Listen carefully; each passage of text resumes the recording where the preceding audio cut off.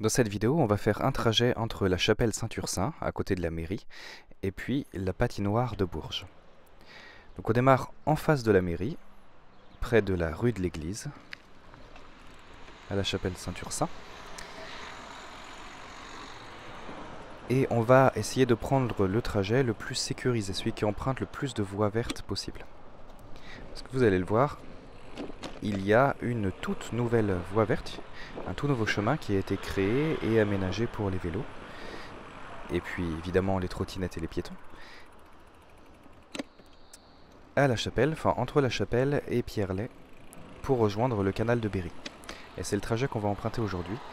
C'est une voie verte qui a été inaugurée il y a très peu de temps. Et j'attendais qu'il fasse beau pour pouvoir vous la montrer en vidéo.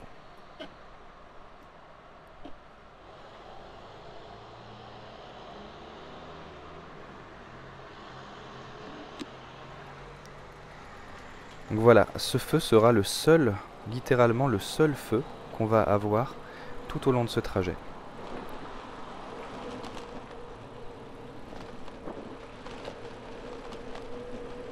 Tout le reste du temps ensuite ce sera un chemin où il n'y aura pas d'obstacle, vous allez le voir.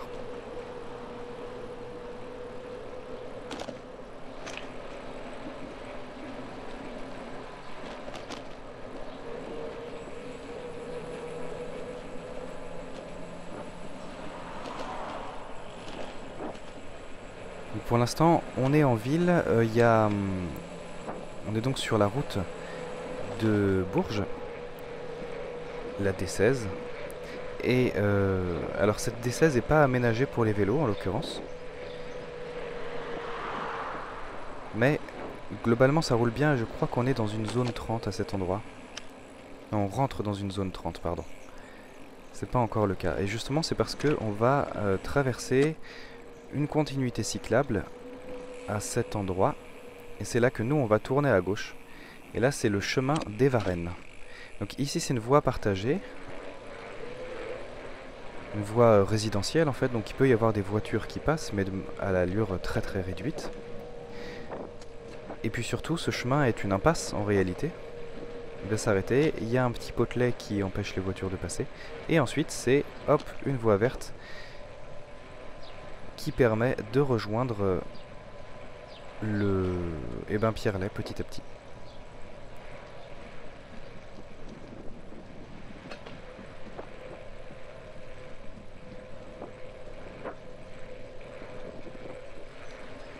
Voici le début de la voie verte qui a donc été inaugurée il y a quelques semaines de cela.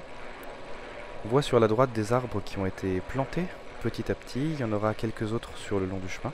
Et en fait, on va passer au milieu d'un champ, je pense. C'était un chemin, je pense, agricole, en fait, un chemin qui existait déjà avant. Et du coup, il a été... on a mis un revêtement, un enrobage dessus, pour que ce soit plus roulant.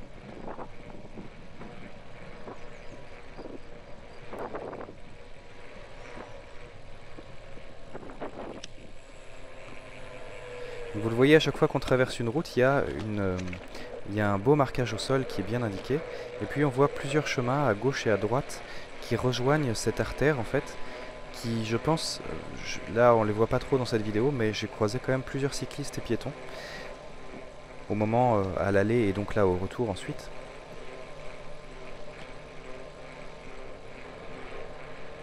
On a un chemin qui arrive de la gauche, on le voit pas à la vidéo, mais c'est très joli. Là pour le coup c'est enherbé complètement. C'est très très joli. On peut rouler très très vite sur cette voie. Elle est parfaite en fait. Elle est toute neuve, elle est toute lisse. C'est assez génial. Et je pense que sur cette portion, je suis à une trentaine de km/h de moyenne. Sur toute cette petite portion là.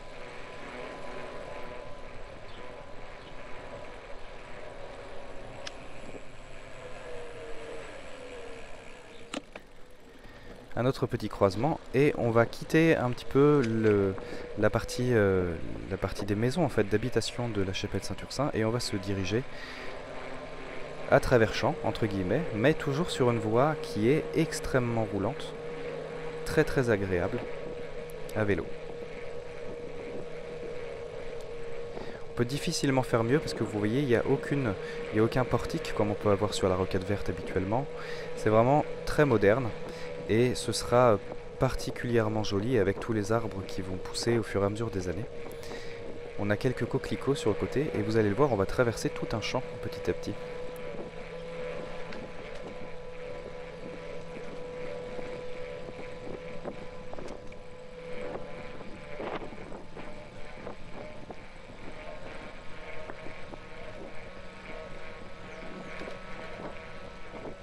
Donc j'essaye de rouler vite, alors à la fois pour me faire plaisir et aller vite, mais aussi pour rouler là peut-être un petit peu plus vite que la moyenne d'un VAE, d'un vélo à assistance électrique.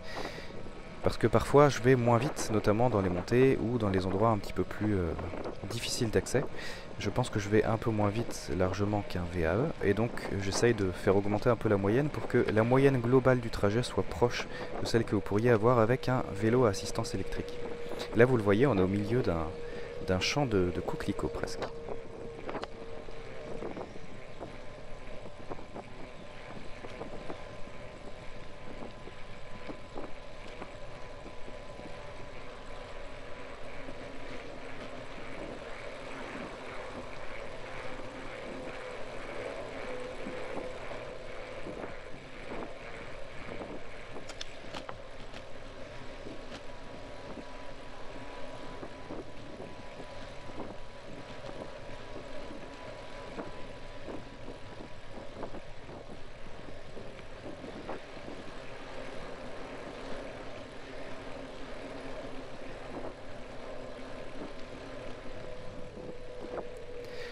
Toute cette portion, vous l'avez vu depuis l'entrée du chemin des Varennes jusqu'ici, c'est la perfection. En fait, on peut difficilement faire mieux. La seule chose qu'il pourrait y avoir en plus dans ce genre d'aménagement, ce serait un aménagement un petit peu à la hollandaise, entre guillemets, avec la route qui est un petit peu surélevée, la route cyclable qui est un petit peu surélevée par rapport, au niveau des croisements, là, par rapport à la route carrossable. Mais sinon vous voyez là tous les trottoirs sont complètement chanfreinés, ce qui pose aucun problème pour les vélos. C'est la perfection. Alors ici ça devient un tout petit peu moins bien subitement puisqu'on est sur une route en terre et qu'on va tourner à droite. Alors a priori c'est bien ce chemin là parce que c'est noté que c'est interdit sauf riverain quand on tourne, mais le chemin nous indique bien qu'il faut tourner à droite. Et ici il y a un panneau interdit, chemin privé, etc. Donc je l'ai pris quand même. A priori c'est bien le chemin qui est indiqué pour la piste cyclable. Mais ici il y a des nids de poules un peu partout. Donc j'essaie de rouler quand même assez vite, mais il faut quand même slalomer à cet endroit. Il y aurait une autre option, ce serait, vous le voyez sur la carte ici, au lieu de tourner à gauche dans le chemin en terre, on aurait pu prendre la route de Marmagne, qui là est une route qui n'est pas du tout aménagée pour les vélos, enfin pas spécifiquement aménagée pour les vélos, mais qui est une route roulante de bitume, et ensuite tourner à gauche dans le chemin de l'écluse qu'on va de toute façon nous aussi rejoindre au bout de ce chemin. Ça a l'avantage notamment en hiver je pense, parce que ce chemin là en hiver doit pas être très agréable à rouler, et donc en passant par la route avec un revêtement en bitume ça va être plus agréable et plus roulant.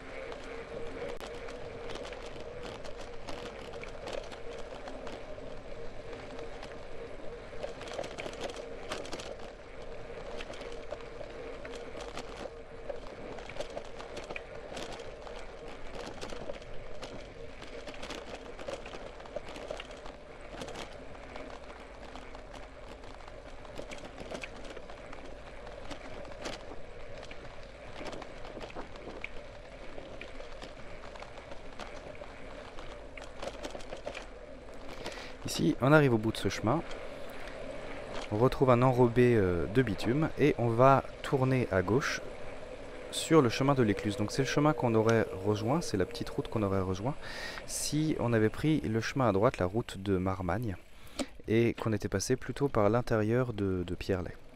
Ici donc nous on prend le chemin de l'écluse et on va arriver tout simplement au niveau du canal de Berry.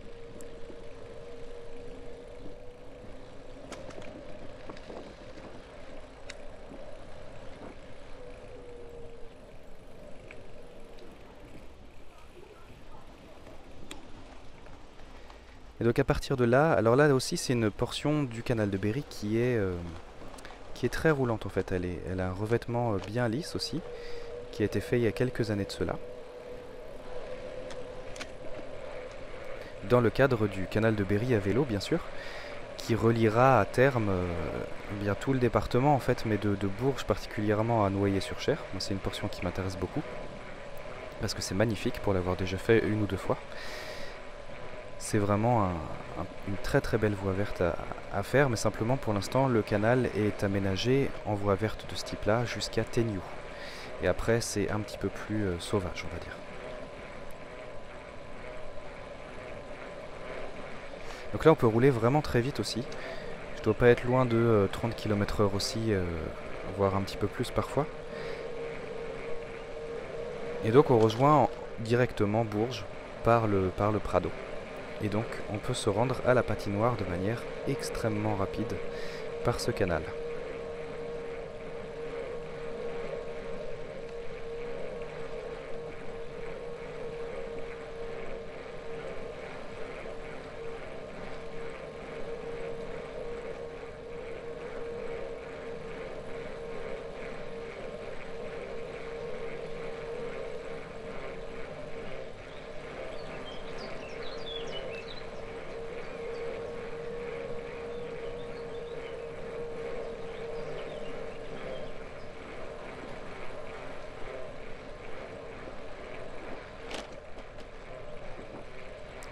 Là on va passer en dessous de la D400, la rocade de Bourges, et puis on va entamer, donc on va arriver bientôt au Moulin Bâtard, qui est vraiment donc à la limite de la ville, et puis on va ensuite entamer la portion bordée de platanes, qui est très belle, mais qui est beaucoup moins roulante, avec des pierres, enfin voilà, elle est moins roulante, c'est pas impossible, mais c'est moins efficace que la portion précédente. Et le problème de ce que j'ai compris de cette portion, c'est qu'elle va être difficile à refaire parce que il y a une portion particulièrement qui est trop étroite pour pouvoir l'aménager avec du bitume sans avoir à abîmer les platanes en fait. On risquerait d'abîmer les platanes.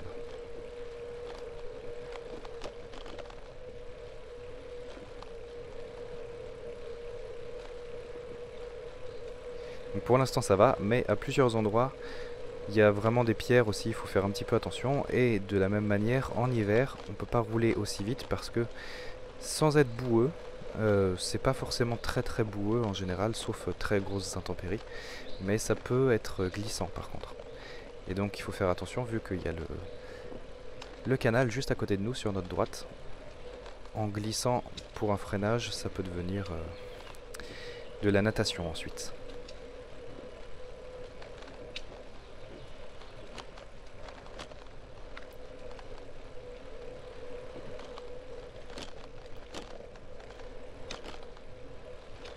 Alors globalement le trajet, je vais vous donner quelques chiffres. Le trajet fait qu'on est en train de faire là représente 6 km 852, donc presque 7 km, qu'on va faire dans cette vidéo, que je vais faire dans cette vidéo en 18 minutes et 30 secondes. Ce qui veut dire que ça fait une moyenne à peu près de 22,2 km/h sur le déplacement. Donc c'est, je pense pour le coup, vraiment l'allure d'un VAE en moyenne. Et vous voyez en fait la moyenne augmente aussi parce qu'on est à la fois sur des voies vertes, mais des voies vertes aussi qui sont très roulantes. On pourrait peut-être même aller encore un peu plus vite justement si tout était complètement lisse comme les portions qu'on a vues. Mais c'est aussi parce qu'on a quitté l'agglomération et donc il y a beaucoup moins de feux, d'arrêt, de redémarrage, de laisser passer les voitures, etc. On est beaucoup plus en ligne droite en quelque sorte. Et donc ça permet d'aller vraiment beaucoup plus vite en moyenne. Et donc je pense qu'avec un VAE, vous mettriez peut-être encore un petit peu moins de temps que moi sur ce trajet. Donc 18 minutes 30 pour donc 22,2 km/h de moyenne. Et sur l'ensemble, il y a à peu près 600 mètres de ce trajet qui aura été fait sans aménagement cyclable. Le reste du temps, c'est vraiment non seulement des aménagements cyclables, mais en plus des aménagements cyclables luxueux, étant donné que vraiment on est sur des voies vertes complètement isolées des voitures, avec uniquement quelques croisements. Et vous l'avez vu, hein, sur les presque 7 km que ça représente, on a littéralement croisé qu'un seul feu, et quelques croisements de route, mais finalement très peu.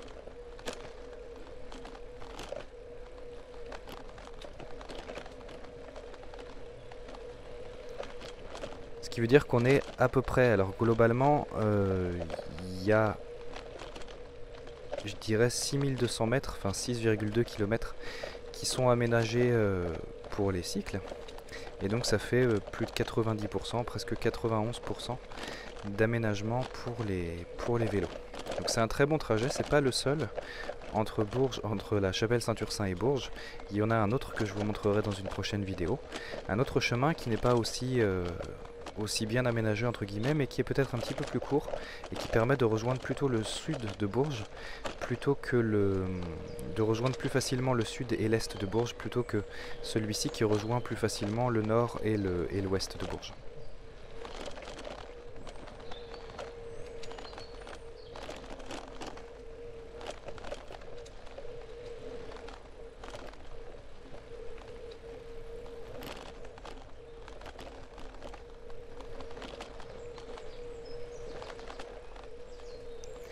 Donc là on longe, vous le voyez sur la carte, le chemin de Vauvert. Et puis on va bientôt passer en dessous de l'ancienne voie ferrée et donc en dessous de la rocade verte, par laquelle j'ai commencé ces vidéos pour aller vers le sud, dans les grands classiques du vélo à Bourges, vous vous en souvenez. Donc les premières vidéos que j'ai faites démarraient sur ce pont et puis partaient vers le sud, vers notamment le pump track et puis l'aéroport. Ici on va continuer sur la rue du Pré-Doulet et puis on est presque arrivé à destination puisque la patinoire va se trouver sur notre gauche dans quelques centaines de mètres.